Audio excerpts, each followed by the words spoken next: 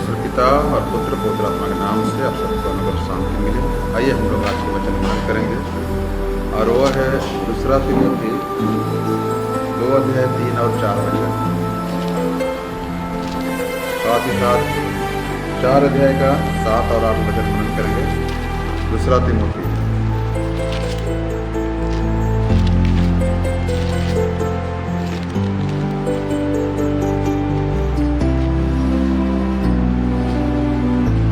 और 4 वचन ऐसे लिखा है, मसीह यीशु के अच्छे योद्धे के समान मेरे साथ दुख उठा। जब कोई योद्धा लड़ाई पर जाता है तो इसलिए कि वह अपने भर्ती करने वाले को प्रसन्न करे, अपने आप को संसार के कामों से नहीं सहा। फिर अखाड़े में लड़ने वाला यदि विधि के अनुसार ना लड़े तो मुकुट नहीं पाता। सबके बोले आमीन।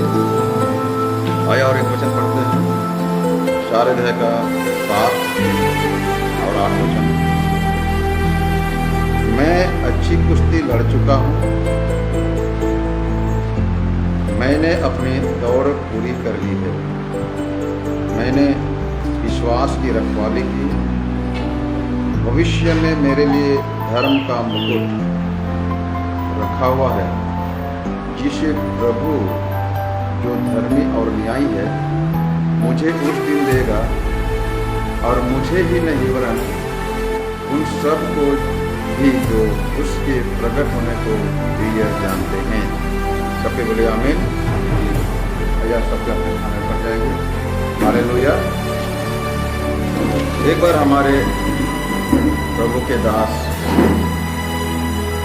आज बिशप संजय विक्टोर जी हमारे बीच में कह रहे थे, हमारे पासवानों को, सेवकों को, जिन्होंने अपने आप को समाज की सेवा के लिए समर्पण किया और उनको प्रोत्साहन करने के लिए यह वचन कहा गया था कि जो कोई अपने आप को यीशु मसीह के लिए सिर को कलाम कराने के लिए भी तैयार है, हो सके हमें मृत्यु का भी सामना करना पड़ सकता है, वे ही इस सेवा कार्य के लिए आगे बढ़े, अन्यथा पीछे पीछे। हालेलुया। तो ये सेवा, ये बलिदान का सेवा है, ये सेवा आत्मसमर्पण का सेवा है, ये सेवा आत्मिक बलिदान का सेवा है। इसमें समय, संपत्ति और जीवन, प्राण को भी निछावर करना पड़ता है। ये सप्ताह हमारे प्रोग्राम था 6 से 9 तारीख। बहुत तैयारों ने कहने लगा धान कटनी का समय है, हम लोग नहीं आ पाएंगे। मेरा भी बरबट्टी का सब्जी है ना, मरने पर खुला हुआ है। तो ये एक प्रकार का भी बलिदान होता है। एक अच्छे योद्धा के समान, हम किसके योद्धा है? यीशु मसीह का योद्धा। यीशु मसीह के योद्धा के समान है ना, क्या बोल रहा है? मेरे साथ तुम क्या करो? दुख उठा। मैं भी यीशु के साथ चल रहा हूं, तुम्हें भी चलना है, और इसमें दुख ही दुख। ये सेवकाई, ये सेवा कार्य, मसीह के पीछे चलना है ना, इतना आसान नहीं है ना। ये सेवा नहीं है इतना आसान। बस इतना समझ लीजिए आग के दरिया है जहां चल के जाना है। हालेलुया, समझ लीजिए। पूरे विश्व में हाहाकार मचा हुआ है। चुन चुन के सताया जा रहा है मसीहों को। कई स्थानों में कलीसियाएं बंद हो गई, विशेषतौर से गृह कलीसिया बंद हो गई।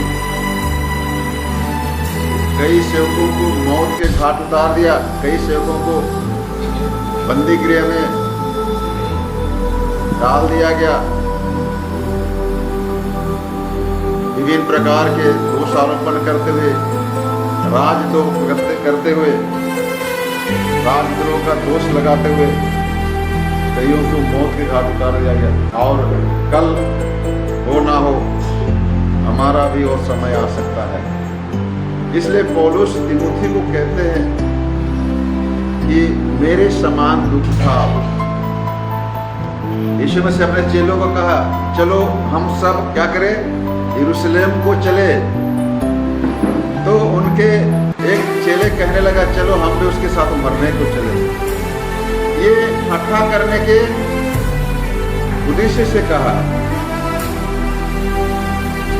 है ना, कि 3 बार उसने भविष्यवाणी कर चुका है, हम यरूशलेम को जाएंगे, अन्य जाति लोग मुझे पकड़ेंगे, बंदीगृह में डालेंगे, मुझे घात करेंगे, परंतु मैं तीसरे दिन क्या होऊंगा, जी उठूंगा। सो यीशु मसीह अपने विषय में कहा, हमको पकड़ेंगे नहीं कहा, मुझे पकड़ेंगे कहा। सो क्रूस मृत्यु की चर्चा हम जानते हैं, क्रूस की कहानी हम लोग जानते हैं, उसके महत्व, उसके रहस्य, उनके भेद, जो परमेश्वर की योजना, उद्धार की योजना छिपा हुआ है, हम उससे अवगत है, हम लोग जानकारी रखे हैं। तो पतरस कहता है, तुम भी इसीलिए बुलाए गए हो, है ना, कि मसीह की पद चिन्हों पर चलो, है ना।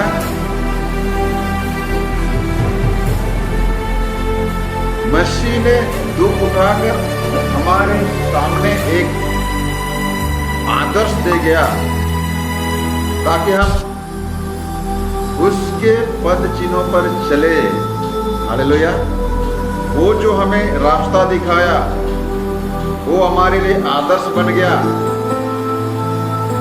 हम भी उसके पद चिन्हों पर क्या करें, चले। पहला पतरस का 2 अध्याय का 21 वचन हम लोग पढ़ेंगे। धीरे धीरे पढ़े और जोर से पढ़े।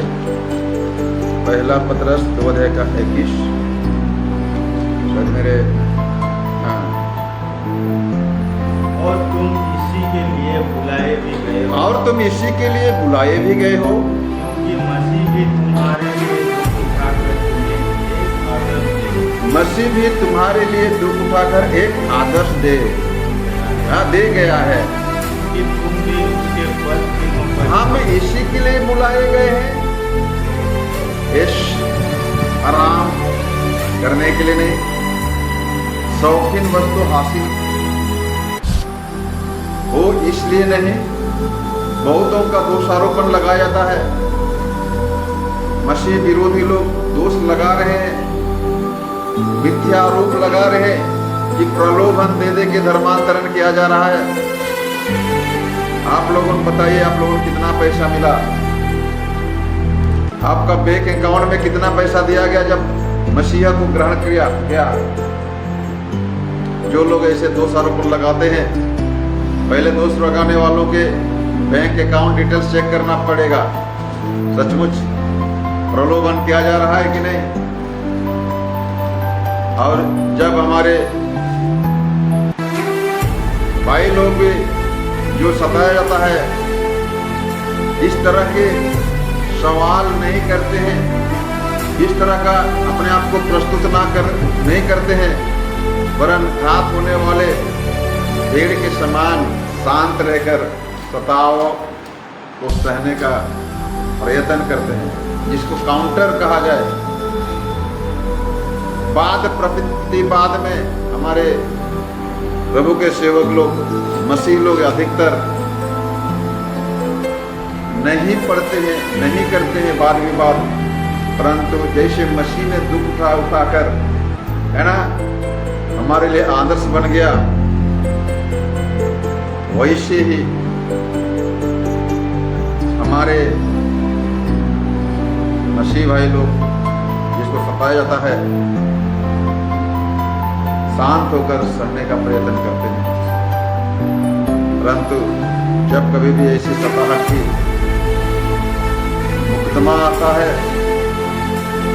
हमारे प्रशासनिक अधिकारियों को कम से कम सच्चाई का जांच पड़ताल करना चाहिए, है ना, कि सचमुच हमें प्रलोभन, मिथ्या शिक्षा या अंधविश्वास की शिक्षा, डराना धमकाना दबाव की शिक्षा के द्वारा हमें मसीह को ग्रहण करने के लिए मजबूर तो नहीं किया गया। इसका सत्यता को हमें समझना पड़ेगा। इसलिए हम चाहते हैं, ये अलग मुद्दा है, हमारा विषय वस्तु है, हम मसीह लोगों दुख सहने के लिए बुलाया गया है। तुम इसी के लिए बुलाए गए हो कि मसीह भी तुम्हारे लिए दुख उठाकर, ध्यान सुनिए, मसीह भी तुम्हारे लिए दुख उठाकर हमारे लिए आदर्श बन गया, तुम्हारे लिए एक आदर्श बन गया, ताकि उसके पद चिन्हों पर हम चले। इसीलिए हम बुलाए गए हैं। धन कमाने की जरिया नहीं है मसीहत,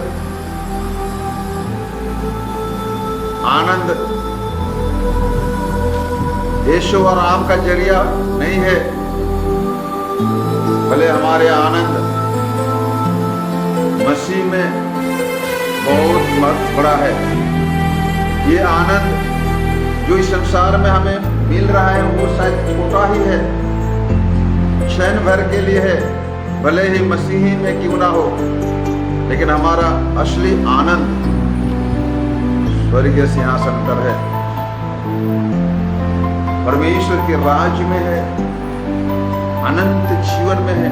मृत्यु के बाद जो मोक्ष मिलता है, उद्धार मिलता है, छुटकारा मिलता है, इसको अनंत जीवन कहा जाता है, उसी में हमारा आनंद छिपा हुआ है। तो हम उस आनंद के इंतजार में है।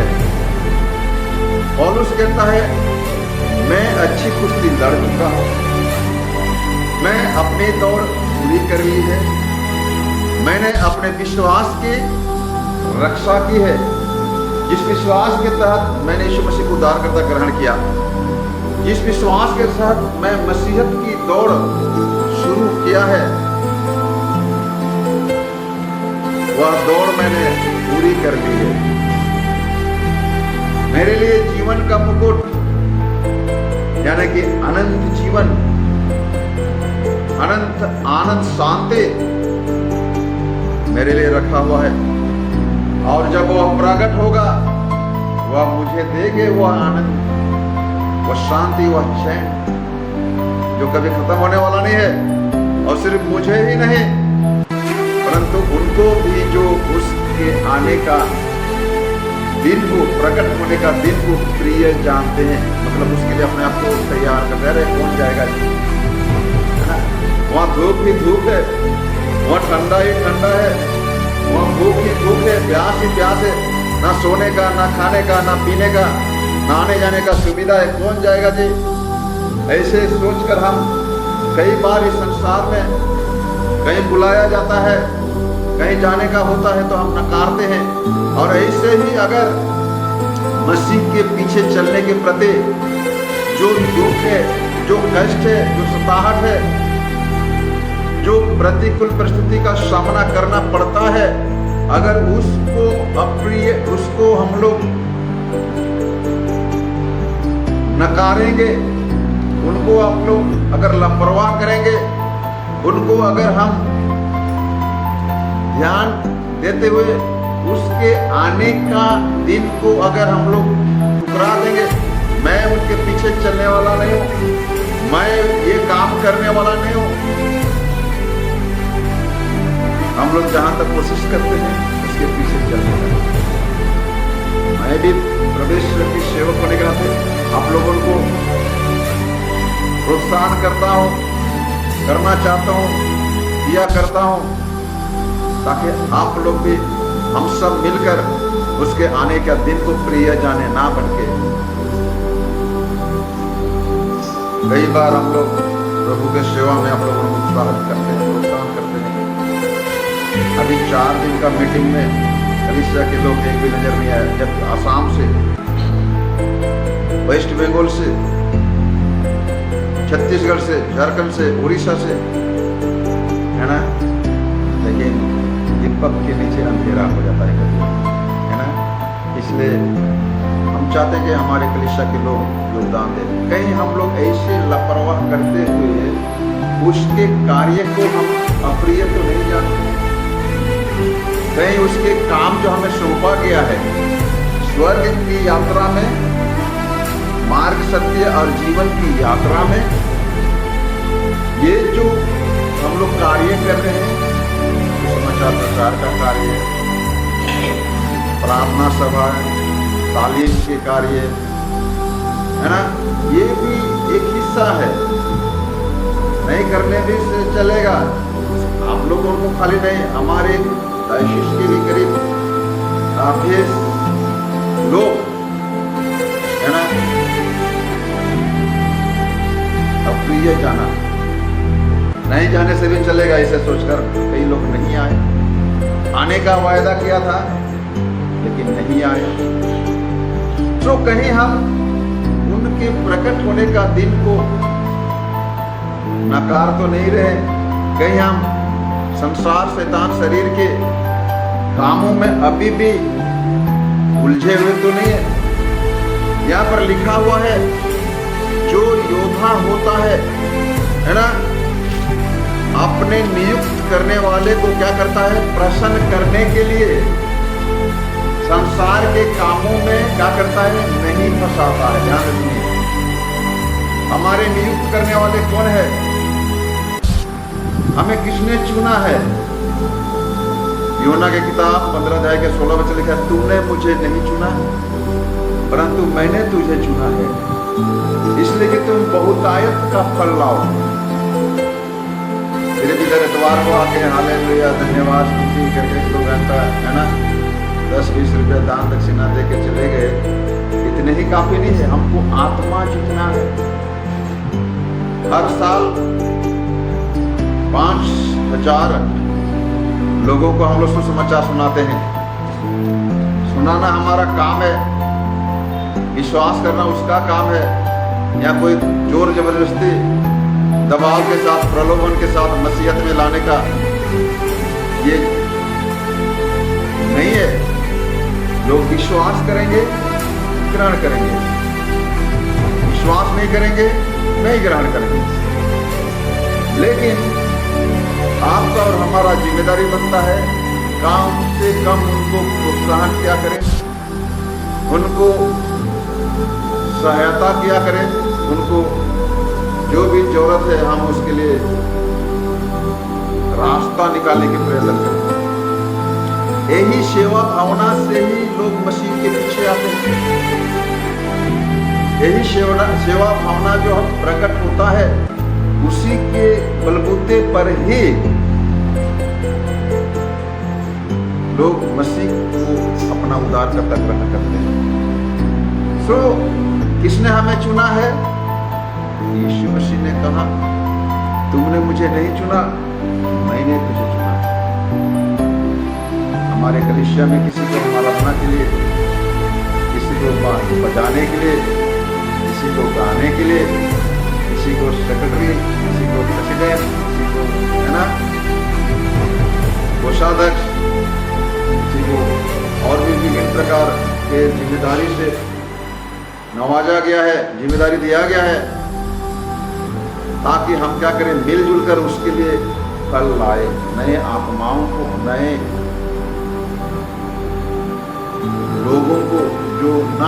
वाले हैं, अभी भी पाप में जीवित है, बुराई में जीवित है, जी रहे हैं, कुकर्मों से जी रहे हैं, ऐसे लोगों को सच्चाई मार्ग में ले आए।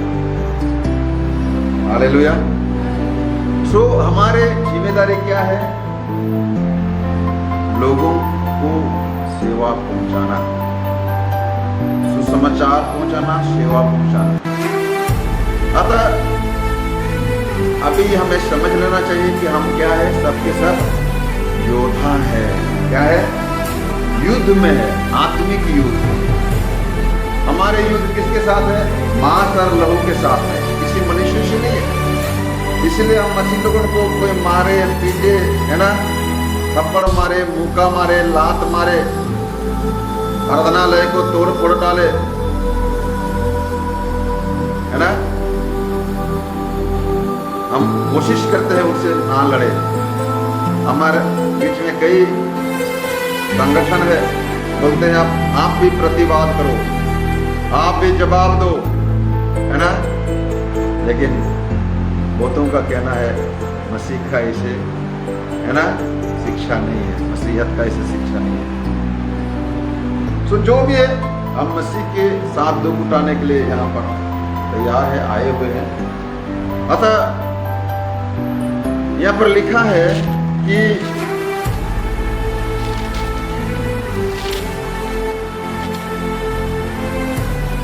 मसीह यीशु के अच्छे योद्धा के समान मेरे साथ दुख उठा। दूसरा तिमोथी 2:3 जो पढ़ रहे थे उसी को मैं पढ़ रहा हूं। ठीक है, क्योंकि जब कोई योद्धा लड़ाई पर जाता है तो इसलिए कि अपने भर्ती करने वाले को प्रसन्न करे, क्या करता है? अपने आप को संसार के कामों में नहीं फंसाता। पहला काम, संसार के कामों में नहीं फंसाता। दूसरा क्या है? फिर अखाड़े में लड़ाई करने वाला, ध्यान सुनिए, अखाड़े में लड़ाई करने वाला यदि विधि के अनुसार, नियम के अनुसार, व्यवस्था के अनुसार ना लड़े तो क्या लिखा है? मुकुट नहीं पाता, मतलब उसको जय नहीं मिलेगा। इवन हम जो दल में है, हमारा जो टीम लीडर है ना, हमें जो नियुक्त किया है, हमारा जो कैप्टन, सेनापति है, सेनाध्यक्ष है ना, कौन है? यीशु मसीह है, और वो जय पाया हुआ है। उसने कहा यूहन्ना 16:33 में, 33 वचन में, है ना, कि तुम्हें संसार में तो क्लेश होगा, है ना, संसार तुम्हें सताएगा, उपद्रव करेगा, ताड़ना देगा, विरोध करेगा, झूठे आरोप लगाएगा, बंदीगृह में डालेगा, लेकिन आनंद मनाओ, मैंने संसार को क्या कर लिया है? हालेलुया। ये मत कहना खुदा से मेरा मुश्किलें बड़ी है, हालेलुया, परंतु उन मुश्किलों से कह दो मेरा खुदा बड़ा है, हालेलुया। बड़ी अच्छा लगता है ये शब्द जब हम उच्चारण करते हैं। सो हमें समझना है कि हम हारने वाले टीम नहीं है। हमारे सेनाध्यक्ष, हमारे सेनापति, हमारे टीम लीडर जो है, कौन है? हमें जो नियुक्त किया है, यीशु मसीह है, वो हारने वाला नहीं है, वरन जयवंत से भी बढ़कर है। हालेलुया। जयवंत से भी क्या है? बढ़कर है। बोले यीशु मसीह की। सो हम शॉर्टकट में चर्चा करेंगे एक अच्छे योद्धा के गुण, है ना। 5 गुण है, लेकिन मेरे नोट में आज 3 गुण भी है। अगर सब बताए तो शायद डिलीट हो गया, लेकिन हम चर्चा करेंगे कुछ शब्दों को। सो अच्छा योद्धा जो होता है वो अच्छा अनुयायी है, पीछे चलने वाले, फॉलो करने वाला है, पीछा करने वाला होता है। हालेलुया। क्या करना है? अनुसरण करने वाला, अच्छा चेला, अच्छा अनुसरण करने वाला, है ना, अच्छा अनुकरण करने वाला, है ना, हालेलुया। जैसे वह कर रहा है वैसे करने वाला, मतलब अनुकरण। अनुसरण मतलब उसके पीछे पीछे चलना। ध्यान से सुनिए, दो शब्द है, अनुसरण और अनुकरण। अनुसरण मतलब उसके पीछे पीछे चलना। वो साइकिल में जा रहा है, मतलब हम जरूरी नहीं कि साइकिल में जाओ, हम पैदल भी जा सकते हैं, चल चल। वो मोटरसाइकिल में जा रहा है, हमें साइकिल में भी जा सकते हैं, बस में जा सकते हैं, उसका पीछा करना है ना। लेकिन अनुकरण मतलब वो जैसे कर रहा है वैसे ही करना है। हालेलुया। सो ये जो अनुसरण करना मतलब उसके साथ संपर्क में बने रहना। क्या करना है? संपर्क में रहना है। यीशु मसीह कहा, मैं दाखलता हूं और तुम सब क्या हो? डालियां हो। यदि डालियां पेड़ के साथ जुड़े ना रहे तो क्या हो जाएगा? फल नहीं ला सकता। तुम मुझ में बने रहो, मैं तुझ में बने रहूं। तो हमारा संबंध मसीह के साथ बनना है, मतलब उसके साथ जुड़ना है। और वह यीशु मसीह को उद्धार करता ग्रहण करने के द्वारा ही उस संबंध में जुड़ सकते हैं। बाइबल कहता है जिन्होंने उसे ग्रहण किया है ना, उसे क्या किया है? उसका बेटा, उसके संतान होने का अधिकार, मतलब उनके साथ हम लोग परिवार में जुड़ गए। हालेलुया। तो उद्धारकर्ता ग्रहण करने के द्वारा ही हम मसीह के साथ जुड़े और जुड़ सकते हैं। और जब जुड़ते हैं तो ये भी ध्यान देना है कि हमसे भी कोई ऊंचे ओहदे में है ना। परमेश्वर विभिन्न पदों से, पदवी से कलीसिया को सजाया है। भविष्यवक्ता, प्रेरित भविष्यवक्ता, है ना, और क्या है? समाचार प्रचारक, मास्टर, पासवान यानी रखवाला। दूसरा है क्या है? शिक्षक यानी उपदेशक। इस तरह से विभिन्न पदवी से कलीसिया को सजाया है। अभी हम शासन प्रशासन व्यवस्था के अनुसार किसी को सेक्रेटरी, प्रेसिडेंट, खजांची, पेरिस पंच, कलीसिया के पंच, ऐसे पौधे में रखे हैं। लेकिन ये हमारा जिम्मेदारी है कि हम अधीनता को, अधिकारियों को जो कलीसिया में ठहराया गया है उन लोगों को हम आदर करें। हालेलुया। और दूसरा है कि कुछ नियम, कायदा कानून है, उस कायदा कानून को मानना पड़ेगा। हमने पढ़ा कि अगर अखाड़े में लड़ाई करने वाला विधि सम्मत ना लड़े, नियम के अनुसार ना लड़े, व्यवस्था के अनुसार ना लड़े, तो वह जय का मुकुट नहीं मिलेगा, यानी कि वो जय नहीं पा सकता। हमारे बाइबल में परिवार में कैसे रहना है, समाज में कैसे रहना है, देश के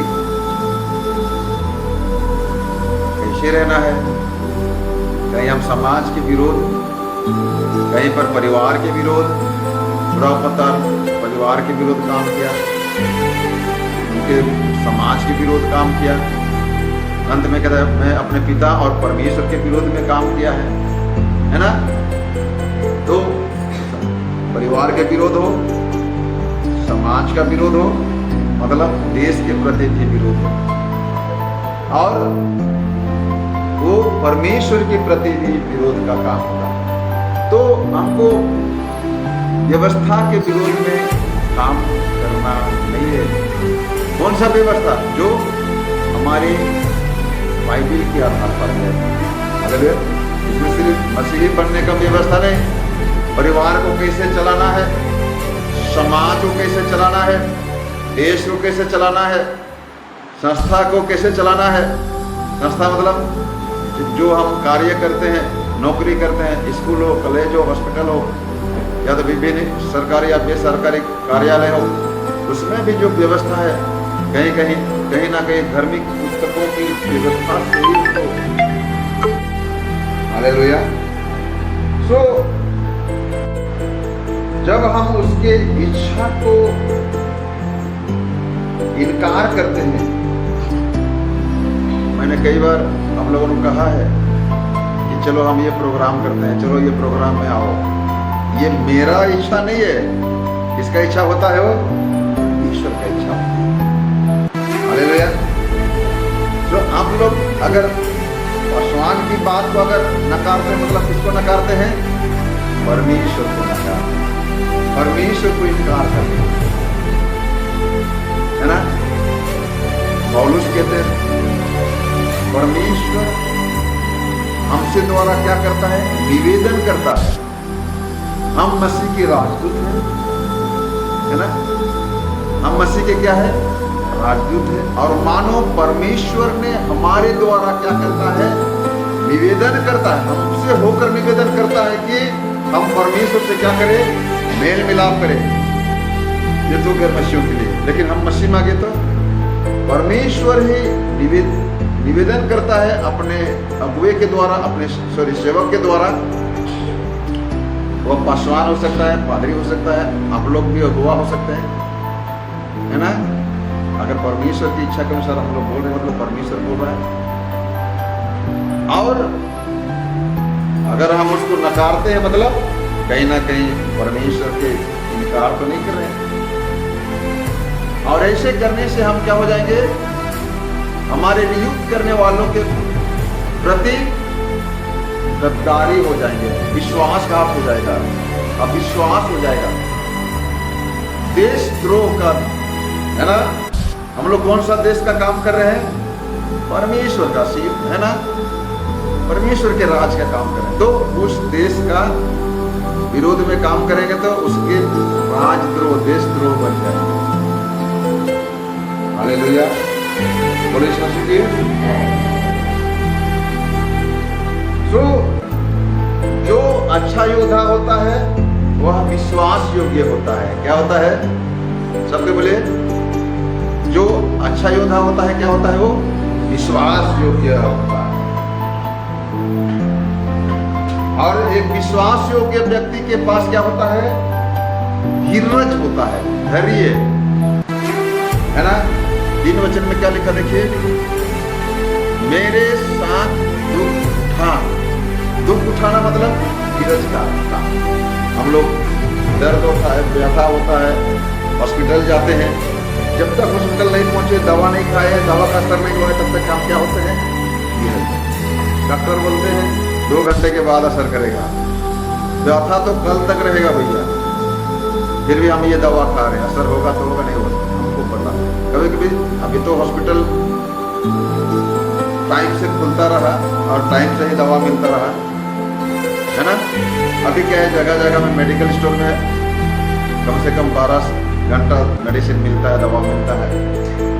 पहले वैसे सुविधा नहीं था, सुबह का 2 घंटा, शाम को 2 घंटा ऐसे सरकारी अस्पताल में मिल रहा था।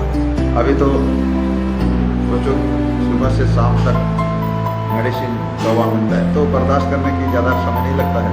लेकिन पहले समय में ऐसे होता है। हमने भी जब बचपन में गुजारे, है ना, इधर हॉस्पिटल का सुविधा नहीं था, या तो था तो दवा का सुविधा नहीं। तो हमें जब दुख होता है तो हम क्या करते हैं? धैर्य के साथ सहते हैं। ये एक विश्वास योग्य चेले यानी कि योद्धा का क्या है? यह क्वालिटी है, गुण है। हालेलुया। तो हमें ध्यान रखें कि मसीह जीवन का सामना अत्यधिक धैर्य के साथ करना है। मसीह जीवन में जो भी परिस्थिति क्यों ना हो, दुख हो, मुसीबत हो, शिकायत हो, धैर्य के साथ हमें क्या करना है? सामना करना है। ये इब्रानी की किताब 12 अध्याय का 1 वचन हम लोग पढ़ेंगे।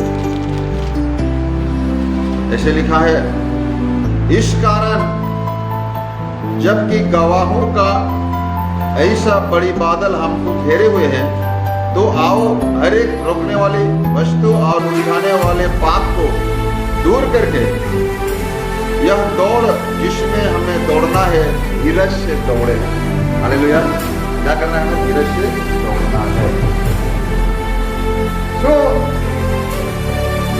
ये तो विश्वास में बने रहना है और इसके लिए धीरज की आवश्यकता है। धीरज खो दिया, संयमता खो दिया, विचलित हो गए, निराशा हो गए, तो हम अच्छे योद्धा की तरह लड़ाई नहीं कर सकते, लड़ाई का सामना नहीं कर सकते विरोध का, और हम हार भी सकते हैं, हम बता सकता है। दूसरा है, अच्छा योद्धा अपने सेनापति का, अपने नियुक्त करने वाले का इच्छा को पूरा करता है, यानी कि उसको प्रसन्न करने के प्रयास करता है। परमेश्वर को एक ही विषय पर हम प्रसन्न कर सकते हैं, है ना, विश्वास के द्वारा, कि वो हमारा साथ है। इब्रानी 11:6 में लिखा है, विश्वास के बिना परमेश्वर को प्रसन्न करना असंभव है, अनहोना है। और क्या विश्वास करना है? कि वह हमारे साथ है, वह हमारे अगुवा है, वह हमारे सेनापति है, हम उसके योद्धा है, हम उसके सिपाही है।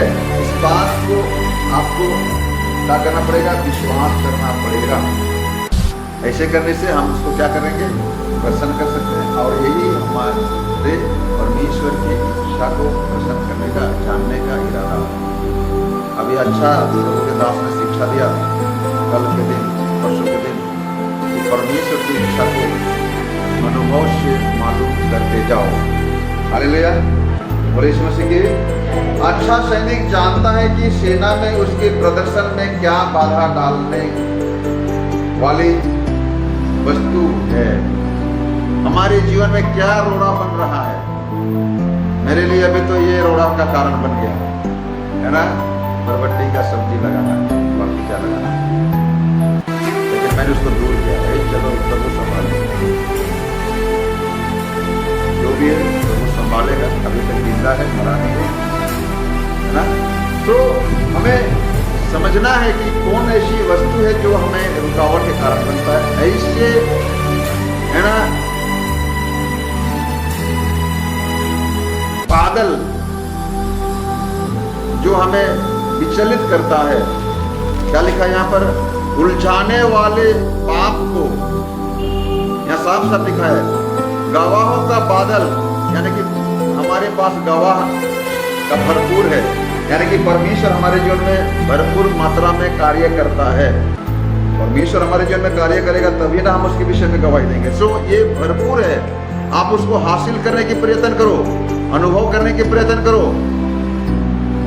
सो अगर किसी प्रकार के उलझाने वाले विषय है जो परमेश्वर के सम्मुख आने में रुकावट बनता है, ऐसे उलझाने वाले पापों को क्या करो? दूर करो। हो सकता है बीमारी, हो सकता है पाप, शराब, अशुद्धता, अपवित्रता, किसी भी कारण ना हो, हमें परमेश्वर से मिलने के लिए, परमेश्वर के समीप आने के लिए रुकावट बनता है, तो उसको क्या करना है? अलग रखना पड़ेगा। हम पाप को भी लेकर चलेंगे मसीह के साथ, तो नहीं होगा। हालेलुया।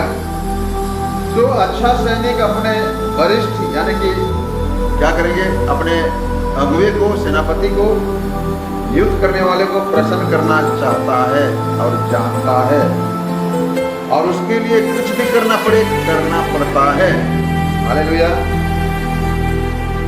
तो हमारे जीवन में पहले कौन आता है, इसको समझना है। आपके परिस्थिति या परमेश्वर, कौन आता है? कौन आना चाहिए हमारे जीवन में? परिस्थिति ना परमेश्वर। परिस्थिति तो आएगा, अरे ऐसे करना है, वैसे करना, नहीं जाने से अच्छा है, नहीं करने से अच्छा है। लेकिन इसके बावजूद भी हमें परमेश्वर को प्राथमिकता देना है, परमेश्वर को पहला स्थान देना है। हालेलुया। तो हमारा नियुक्त करने वाला यीशु मसीह है, हमें नियुक्त करने वाला परमेश्वर है, इसको हमें कभी नहीं भूलना है। हालेलुया। जो अच्छा योद्धा क्या करता है? विश्वास की रक्षा करता है। पौलुस 3 बातें कहा, मैंने अपने दौड़ पूरी कर लिया है ना, मैं अच्छा कुश्ती, अच्छा लड़ाई कर चुका हूं, पहली बात। दूसरा क्या है?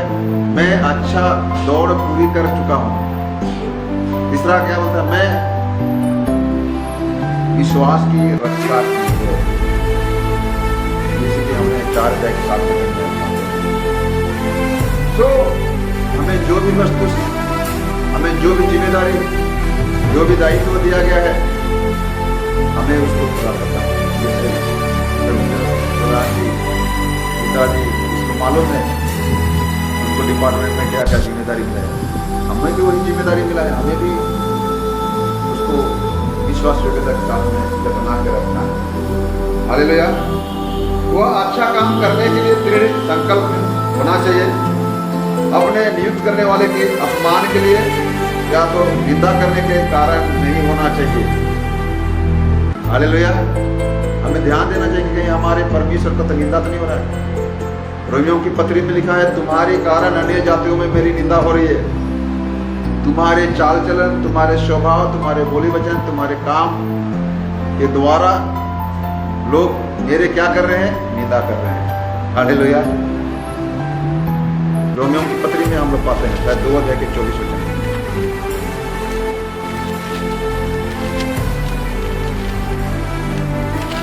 देखिए रोमियों की पत्री,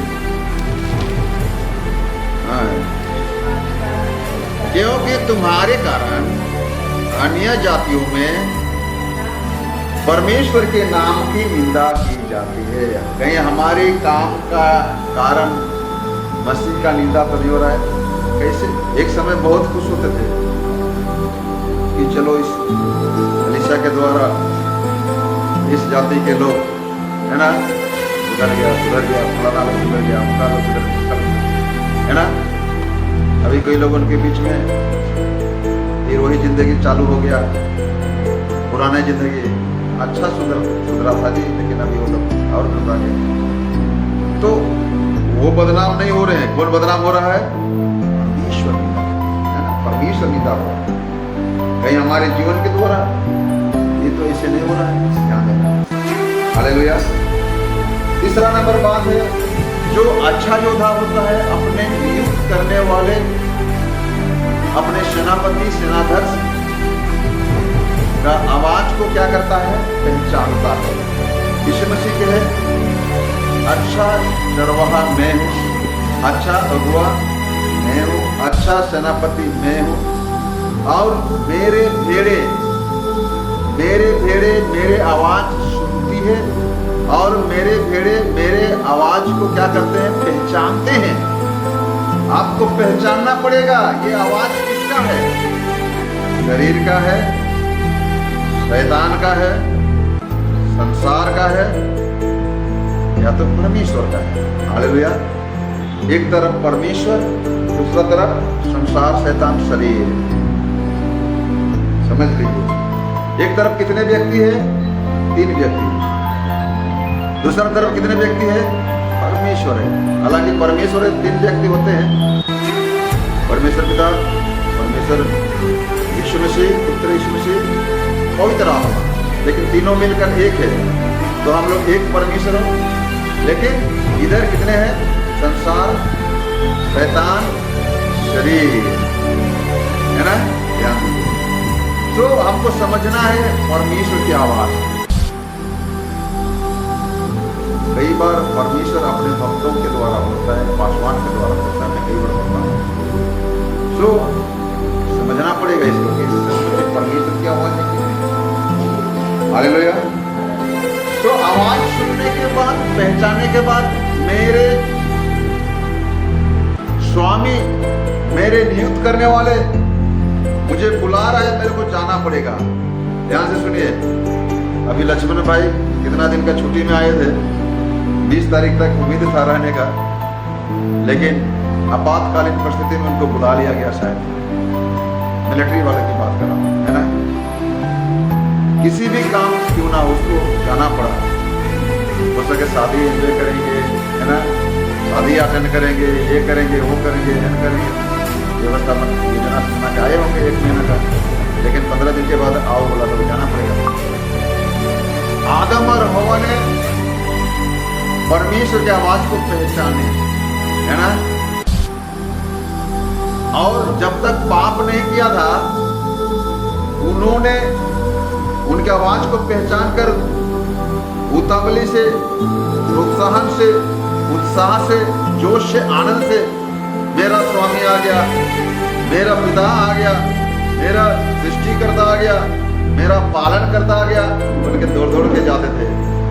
लेकिन जब पाप आ गया, ध्यान से सुनिए, उनके आवाज को सुने, पहचाने मेरा प्रभु आ रहा है, लेकिन उलझाने वाले पाप उनको क्या कर दिया, झाड़ी की ओर ले गया, है ना। जबकि उसको चाहिए जो भी है, जैसे भी है, चलो प्रभु के पास जाना चाहिए, मेरे पिता के पास जाना चाहिए, लेकिन उलझाने वाले पाप ने उसको क्या कर दिया। इसलिए पौलुस इब्रानी किताब का लिखने वाला लेखक कहते हैं 12:1 में, उलझाने वाले पापों को क्या करे, उस प्रभु के पास जिन्होंने आवाज लगा रहा है, आओ आओ आओ, करो करो करो। उनकी आवाज को पहचान कर उनकी इच्छा को उनके प्रसन्न करने के लिए हमें क्या करना है, प्रयास करना है, संकल्प करना है। हालेलुया। तो हम जो योद्धा लोग हैं, मसीह के योद्धा लोग, समाप्त करने वाले लोग हैं। किसको समाप्त करेंगे, युद्ध को। हारने वाले नहीं, जीतने वाले। आपको मालूम है क्रिकेट में क्या होता है, अच्छा बैट्समैन होते हैं, कोई 100 रन बना लेता है, कोई 50 रन, कोई ऐसे भी है कि 200 रन भी बना ले, डबल सेंचुरी होती है। और कारणवश वो क्या होता है, आउट भी हो जाता है। लेकिन जो आखिरी बैट्समैन होता है, 1-2 रन ही बनाएंगे, है ना, और मैच को क्या करेगा, जितवा देगा। तो ये 200 रन बनाने वाले को गले नहीं लगाएंगे, उसको उठा के नहीं घुमाएंगे। किसको घुमाएंगे, गले कौन लगाएगा उसको, जो आखिरी वाला 1-2 रन बना के मैच फिनिशिंग बोलते हैं, गेम फिनिशिंग। गेम को समाप्त करने वाले, मैच को समाप्त करने वाले उस खिलाड़ी का महत्व अलग रहता है। भले आप 100 रन भी बनाओ, कोई मतलब नहीं, लेकिन आपके 1 रन जो आखिरी दिल का धड़कन बढ़ा देता है ना, वो रन बहुत महत्वपूर्ण होता है। वो बैट्समैन नहीं होता है, अक्सर वह बॉलर भी होता है। सब तो आउट हो गए रहते हैं ना, आखिरी बचा रहेगा 1-2 रन के लिए, और 1-2 बॉल ही बचे रहेगा। और उस समय जो व्यक्ति जिता देता है, उसको तो कंधे पे बैठा के घुमाते हैं। भले अच्छा बैट्समैन, ध्यान से सुनिए, 100 रन, 50 रन, 200 रन तक बना के अच्छा स्कोर खड़ा करेगा, लेकिन जो आखिरी वाला जो 1 ही 2 रन बनाएंगे, 1 और 2 बॉल खेल के, उसको मैच फिनिशर बोलते हैं, गेम फिनिशर बोलते हैं, गेम को समाप्त करने वाले बोलते हैं, और उसको खोजते हैं, और उसका महत्व बढ़ जाता है। हम भी मैच गेम समाप्त करने वाले लोग बनना चाहिए। हालेलुया, बोलो इस मसीह की। तो हमारे पास एक अच्छा सैनिक होने का गुण होना चाहिए, और इसके लिए हमें काफी कठिनाई का सामना करना पड़ सकता है। लेकिन कठिनाइयों के बावजूद भी हम पौलुस जैसे कहते हैं, मैं अपने कुश्ती लड़ चुका हूँ, अच्छी कुश्ती, अच्छा फाइट किया है, अच्छा लड़ाई किया है, आदमी के विरोध में नहीं, संसार से तंग शरीर के विरोध। मैं अपने दौड़ पूरी कर लिया है ना, मैं अपने विश्वास की रक्षा किया है। और कहते कि जब वह प्रकट होगा तो उस दिन मेरे लिए मुकुट रखा हुआ है ना, और सिर्फ मेरे ही लिए नहीं, परंतु उन सब के लिए जो उनके आने का दिन तो प्रिय जानते हैं। सो जब वह आएगा, मत्ती 25 उसके 21 और 23 में लिखा है, धन्य मेरे विश्वास योग्य सेवक, तुम थोड़े में क्या पूरा विश्वास योग्य ठहरा। थोड़े से ही तुमको 5 तोड़ा दिया था, तुमको 2 तोड़ा दिया था, तुम यही 5 और 2 तोड़े को ही विश्वास योग्य बने। धन्य, आपको भी ऐसे धन्य बोलेंगे। बोले इस मसीह की। आलसी कोढ़े सेवक बोलेगा तो गड़बड़ा जाएगा। हालेलुया। इसलिए मौका है शिक्षा के कामों में, परमेश्वर के कामों में अधिक से अधिक मात्रा में योगदान दें। अच्छा प्रोग्राम आप सबके लिए हम लोग आयोजन करने का प्रयत्न करेंगे। हर साल हर महीना प्रार्थना होता है, हर महीना शिक्षा का आयोजन किया जाता है। कोशिश करें, है ना। कमाने के लिए तो जिंदगी भर पड़ा हुआ है। अभी बाइबिल के रेट 350 हो गया, जो कि हम लोग 60 रुपये में बेचा करते थे। एक दिन ऐसा आएगा 1 रुपये, 1000 रुपये, 2000, 5000 रुपये, लाखों रुपये पटक दीजिए, पैसा नहीं, लेकिन बाइबिल नहीं, बचत का साल होगा। तो आइए हम इस अवसर को बहुमूल्य समझे और एक योद्धा की नहीं, परमेश्वर के काम में बने। सबके बोले आमीन, बोले यीशु मसीह की। मैं सोचता हूँ परमेश्वर हम सबों से बातें किया है, परमेश्वर आप सबको बहुत अच्छा। सबके बोले आमीन, आमीन।